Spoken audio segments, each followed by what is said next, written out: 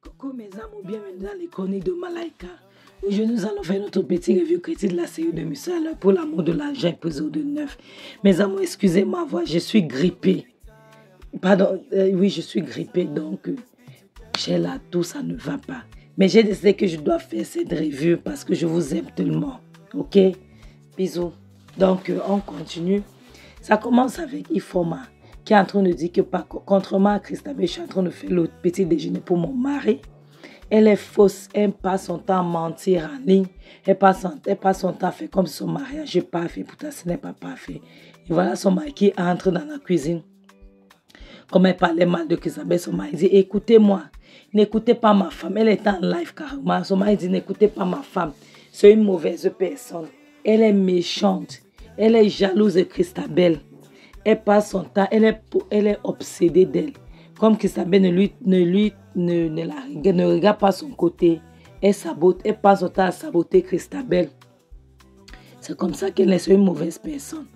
Il faut me dire, qu'est-ce que tu es en train de faire? Qu'est-ce que tu penses que tu es en train de faire? Pourquoi est-ce que tu veux détruire ma vie?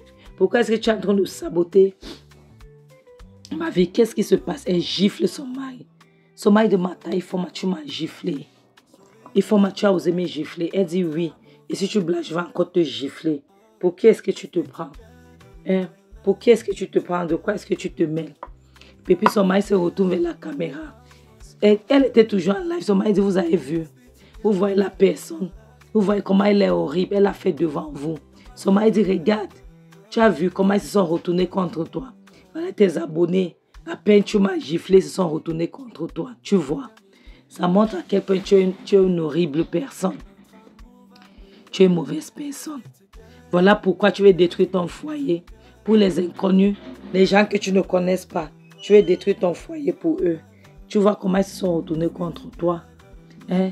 Écoute-moi, madame. Tu vas devoir choisir entre ton mariage et les réseaux sociaux. Ça, tu dois décider maintenant. J'en ai marre. Est-ce que c'est clair? J'en ai marre. C'est à prendre ou à laisser. Elle dit, je suis désolée. Je te choisis. Je te choisis. Pardonne-moi. Je suis désolée, s'il te plaît. Pardonne-moi. Je sais que je t'ai offensé. Excuse-moi, mon mari. Et pardonne pour embrasser son mari. Elle dit, pardonne-moi, bon bébé. Pardonne-moi. Son mari la rejette. Il dit, s'il te plaît, ne t'approche pas de moi. T'approche pas de moi. Et puis, se retourne, il s'en va. Il faut reste la bouche bée. Elle ne peut plus rien dire. Parce qu'elle est fatiguée. Elle s'est mise à pleurer. Elle s'est mise à pleurer. Maintenant, elle prend son téléphone. Elle arrête le live. Elle prend son téléphone. Elle voit les injures. Elle voit comment les gens l'insultent. La prochaine scène nous montre Hilda qui vient dans le bureau de Patrick. Patrick la voit. Patrick qui assiste tout doucement. Patrick la calmement. Il la regarde. Hilda s'approche de lui et elle ne dit rien. Elle le regarde. Après, ça dose sur sa table. Elle dit, donc, tu veux que je démissionne? Tu veux que je démissionne? Il dit, c'est la meilleure chose à faire. Sincèrement, c'est la meilleure chose à faire. Elle dit, je croyais que on avait quelque chose de spécial. Il dit, bien sûr, on avait quelque chose de spécial. Mais malheureusement, ça ne peut pas donner. Elle demande donc, tu ne vas pas divorcer ta femme. Donc, tu ne peux pas divorcer ta femme. Il dit non, je ne peux pas. Je ne peux pas divorcer ma femme à cause de ma fille. Si je divorce ma femme, c'est ça pas bien. C'est ça pas du tout bien. Elle dit, ah bon, tu l'aimes? Est-ce que tu l'aimes? Il dit, oui, j'aime ma femme. Je ne peux pas te mentir. J'aime ma femme. Et c'est pour ça que je dois rester avec elle. Elle dit, ok, il n'y a pas de problème. Je vais donc démissionner. Comme ça, je vais m'en aller. Il dit, je suis vraiment désolée. D'accord, je suis désolée, sincèrement. Mais je voudrais que tu saches que on avait quelque chose de spécial, vraiment. J'aimais ce que toi et moi, on avait. Mais malheureusement, je dois choisir ma famille. Ma famille est très importante. Je dois les choisir. Pardonne-moi, s'il te plaît. Ok? Pardonne-moi. Je t'en supplie. Ne prends pas ça mal. Je dois choisir ma famille. Elle dit, il n'y a pas de problème. Je vais aller maintenant démissionner, je m'en vais. Elle se retourne pour partir. Ça fait mal. Patrick lui dit encore, je m'excuse. Elle pèse ou elle ouvre la porte, elle s'en va. La prochaine scène nous montre Christabel qui est en train d'admirer son mari. Elle regarde les photos de Patrick. Elle admire ses photos. Et maintenant, voilà Patrick qui rentre du boulot. Il ouvre la porte tout doucement, comme un gentil toutou. Il entre. Il dit, comment tu vas? Est-ce qu'on peut parler? Il prend place. Il demande, ça va? Comment tu vas? Il dit, écoute-moi, je ne veux pas divorcer. Je n'ai pas envie de divorcer. Ok? Je sais que j'ai fait quelque chose de mal. Mais je ne veux pas divorcer. Je reste avec toi. D'accord? Elle demande vraiment, tu ne veux pas divorcer. Mais je croyais que... Pardon. Tu sais que tu voulais divorcer. Il dit, oui, je sais. Mais je vais réfléchir. Je ne veux pas. Je veux qu'on arrange les choses. Elle dit, moi aussi, si on peut arranger les choses, j'aimerais qu'on puisse l'arranger. Il dit, j'aimerais qu'on aille voir un thérapeute ou une thérapeute. On va en thérapie. Elle dit, vraiment, ça me ferait énormément plaisir si on peut le faire. Sincèrement, ça me ferait énormément plaisir. Parce que je n'ai pas envie de te perdre. Il dit, ça va, t'inquiète. Tu ne vas pas me perdre. D'accord? Après, elle dit, je vais arrêter les réseaux sociaux. Je vais arrêter de faire ce que je fais. Il dit, non, non, non, non, non. Non, tu aimes tellement faire ce que tu fais. Je ne veux pas que tu arrêtes les réseaux sociaux. Ce que je veux que tu arrêtes, c'est ce que tu fais, le sujet que tu fais. C'est ça qui n'est pas bien. D'accord? Tu n'as pas idée de combien de couples ça a détruit. Tu n'as pas idée de combien de familles ta caméra là a détruit. Cherche quelque chose de constructif. Quelque chose que les gens peuvent apprendre. Cherche à éduquer les gens. Cherche à éduquer la jeunesse. D'accord? N'arrête pas parce que tu aimes tellement ça. En plus, ça t'occupe et ça met l'argent dans ta poche en dehors de l'argent que je te donne.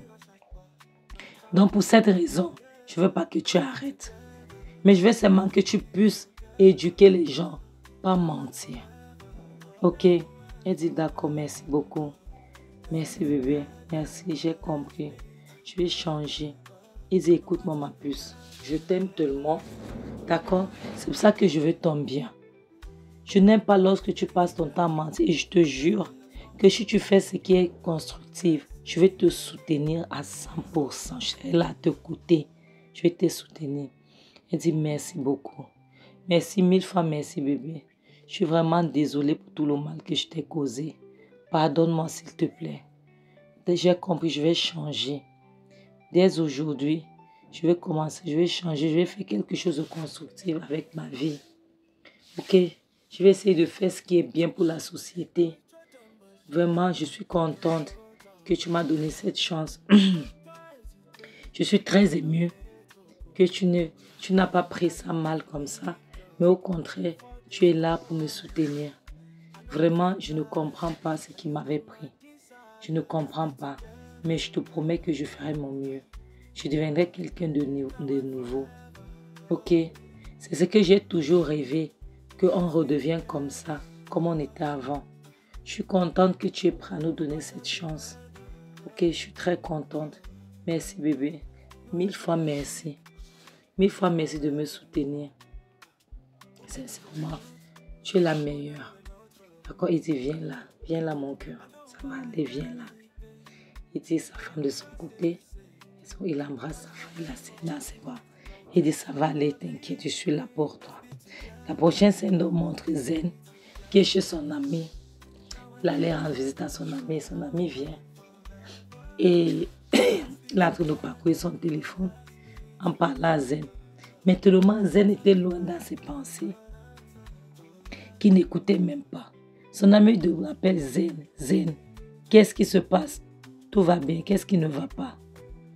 Zen dit non, rien ne va, sincèrement. Rien ne va, je t'assure. Son ami demande qu'est-ce qui ne va pas. C'est quoi? Qu'est-ce qui se passe? Je suppose que ça y voit avec ta femme, avec ta copine, Jess.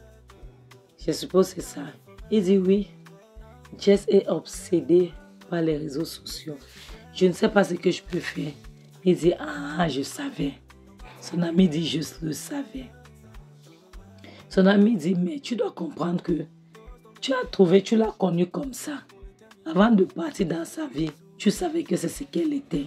Elle vivait pour la validation des réseaux sociaux. Et il dit mais je ne savais pas que c'était à ce point. Je ne savais pas. Son ami dit mais tu étais censé savoir.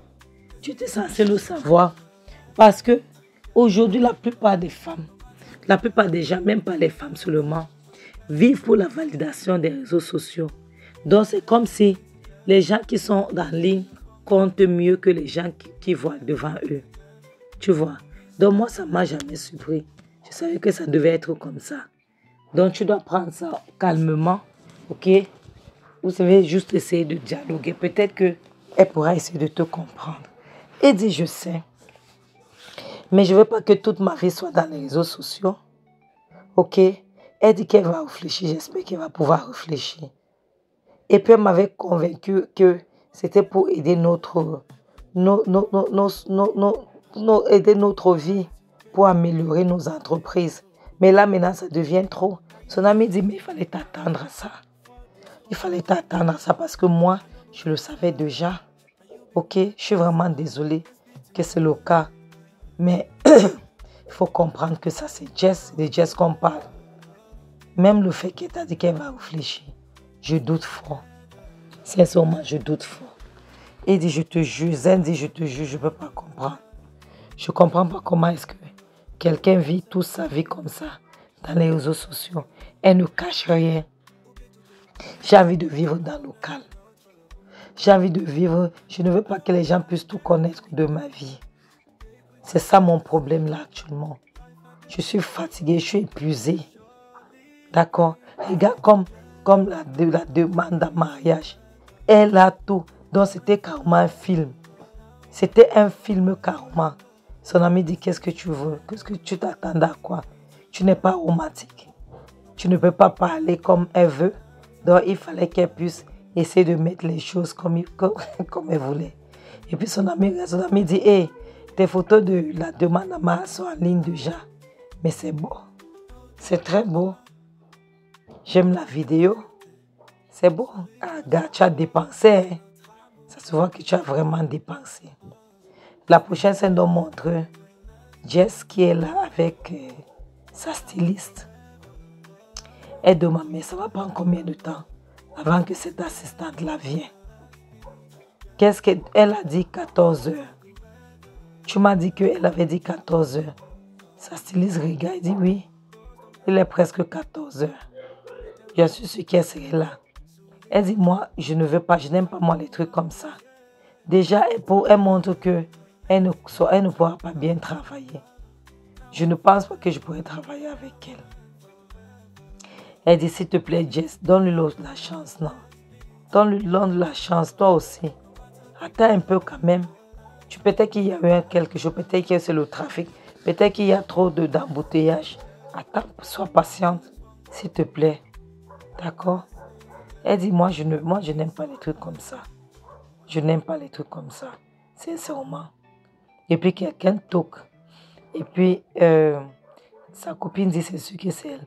Elle dit, oui, entrez, la porte est ouverte. Entrez, s'il vous plaît. Et l'assistante donc ouvre la porte. La future assistante, parce qu'on ne l'a pas encore embauchée. Elle ouvre la porte, elle dit, bonjour. Excusez-moi pour le retard. Jess lui dit, tu vois, moi je ne pourrais pas travailler comme ça. C'est quoi ça? Pourquoi est-ce que tu arrives à l'heure-ci? Tu es censé arriver à l'heure, pile à l'heure. Pourquoi est-ce que tu es en retard? Elle dit, je m'excuse madame. Ma mère était malade, je l'ai amenée à l'hôpital. C'est pour ça que j'ai un peu traîné. Elle dit, je n'ai rien à cirer.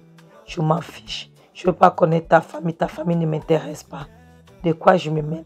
Tu es ici pour travailler pour moi. Tu n'es pas ici de me parler de ta famille. Qu'est-ce que ça me coûte? Elle dit, la fille dit, je suis désolée. Je suis désolée, madame, excusez-moi. Je suis vraiment désolée. Elle dit, elle demande, tu habites où?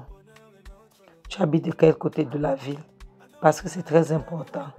Il faut que je sache. Comme ça, je vais essayer de voir ce que je peux faire. D'accord. La fille dit, elle habite de l'autre côté de la ville. Elle dit, de l'autre côté de la ville. Attends, lorsque tu dis l'autre côté, qu'est-ce que tu racontes? Elle dit, oui, j'habite en ville, de l'autre côté de toi, la direction opposée. Elle dit, ah, ça ne pourra pas donner. Ça ne pourra pas aller. Parce que moi, je suis à VI, Victoria Island. Ça veut dire qu'elle a l'île. Parce qu'à Lagos, il y a l'île, il y a du côté de l'île, et puis il y a le côté qui n'est pas l'île. Ok? Maintenant, les riches vivent du côté de l'île.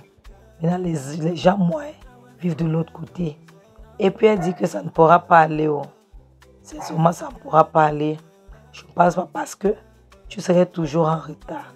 La fille dit vraiment, madame, je vous promets que je serai à l'heure. Je ne serai pas en retard. Je serai toujours à l'heure. Je vous promets. Elle dit de toutes les façons. La fille dit, je vous promets, madame, je ne vais pas vous décevoir. Je viendrai à l'heure chaque jour. Elle dit, tu viendras à l'heure comment? Regarde comment aujourd'hui tu commences déjà à venir en retard. Hein?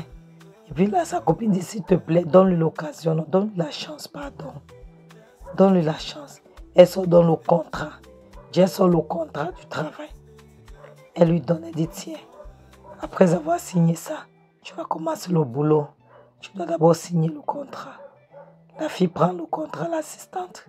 Elle prend le contrat, elle lit. Et puis, elle veut s'assurer que c'est bon. Parce que le contrat stipule qu'elle ne doit pas parler de la vie privée de Jess. Elle ne doit rien dire sur ce qui se passe dans sa maison. Maintenant, la prochaine scène nous montre l'assistant personnel qui a déjà signé. Maintenant, elle travaille. Elle s'est assise. Et voilà Zen qui rentre, qui est de retour de ses marches. Il vient de qui es-tu? Pourquoi tu es assise là? Qui es-tu? Et voilà Jess qui vient. Elle dit, c'est mon assistant, l'assistant personnel. C'est la nouvelle assistante. Je viens de l'embaucher. Elle va commencer aujourd'hui. Et Zen demande, qu'est-ce qui se passe avec Ngozi? Ngozi, c'était notre assistante. Qu'est-ce qui se passe avec elle? Pourquoi est-ce que tu l'as virée samedi? Pourquoi est-ce que je ne suis pas au courant?